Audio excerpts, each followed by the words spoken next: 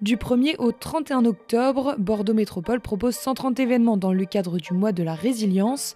Objectif, acculturer la population aux risques naturels et technologiques.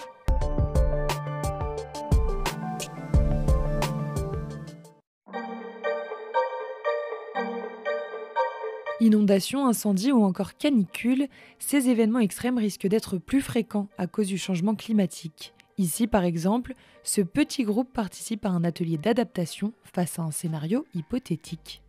On travaille sur une hypothèse d'une coupure énergétique au cœur d'un hiver particulièrement rigoureux. On s'est positionné là plutôt au milieu de la décennie 2030. Comment en est-on arrivé là ? Comment faire face à cette situation ? Voilà les questions auxquelles ces élèves en design doivent répondre pour devenir acteurs face à ces risques. C'est d'abord un petit temps de réflexion individuelle où vous notez vos premières idées sur des post-it et au bout de 5 minutes, on voit ce que vous avez et on commence à mettre en commun. L'électricité qui est plus abordable, qui fait que la demande est plus haute et que donc l'énergie est insuffisante. Par exemple, abandon de la voiture thermique. En fait, il faudrait à la limite mettre cette partie du post-it parce qu'on ne sait pas en fait si ça va arriver.